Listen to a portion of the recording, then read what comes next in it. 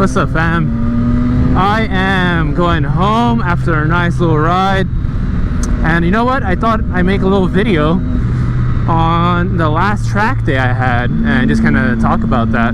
That was my first track day of the year, so I decided it'll be the best idea to pretty much go with the intermediate group, because you know what? I got nothing to prove out there, and I just wanted to go have fun, you know? And for being this like the first track day back in like a long time, I figured, you know what, I don't want to go and push myself and on accident just freaking yeet myself. So took the liberty of taking the B group.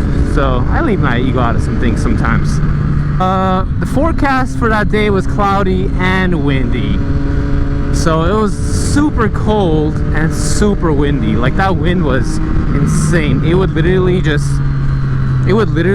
throw me side to side. All right, so we got there, we set up everything. It was like a pretty, like, it was probably like 40 something degrees all morning.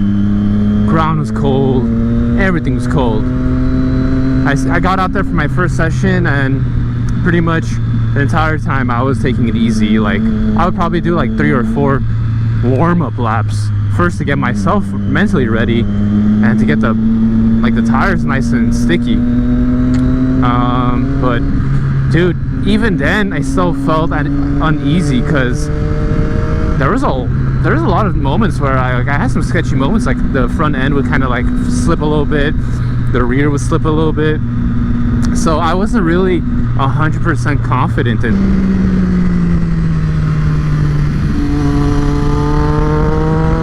And then the red flags started coming in, you know? Literally almost every session there was a red flag. Literally every session. After my session, I went to take out some pictures of like the A and C group, and literally I would just be catching people getting freaking flown off. Because even if you have tire warmers, once you get out on the grid and you start taking those laps, those suckers are gonna get cold. Like, doesn't matter. Like, the ground is so cold, it's gonna get cold regardless. I think the first session was okay. The second session I had a really good outing, and unfortunately I didn't get that recorded, which sucks, because I was, in my mind, I was ripping, I was having a good time, you know. And then third session came along. That's when I took out the R1, which was absolutely amazing. The only problem with that was I felt like I could have gone way faster, but the thing is, when you take out the demo bikes, you have to follow the instructor. They don't let you go alone. And it's in C group. And in C group, you got all kinds of people like that are pretty good, that kind of should be in B group, and then you got the people that think it's like a Sunday cruise, which I don't understand what the f is all that. Like, you're on the track, you know, you gotta be sending it somewhat, you know. Anyways, so there was a lot of traffic, and then there'll be the parts I posted were like pretty much the only parts that like I got to like ride per se.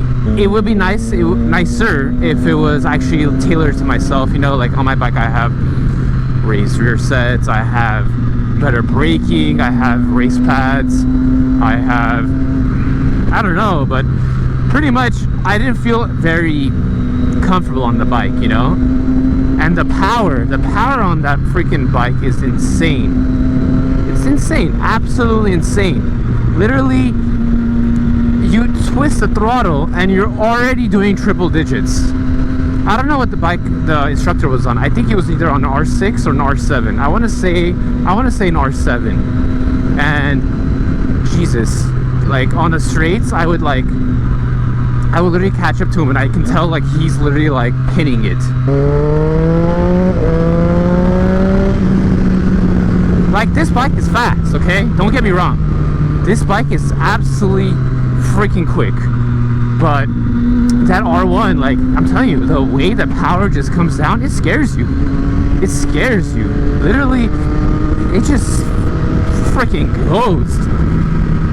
And then the funny thing is, when I got on the R1, I literally felt so confused at first, because I am running GP shift, and on the R1 it's regular shifting. And you know, I don't have anything against regular shifting. It's just that I'm so used to GP shifting, and it's, wow, it's amazing.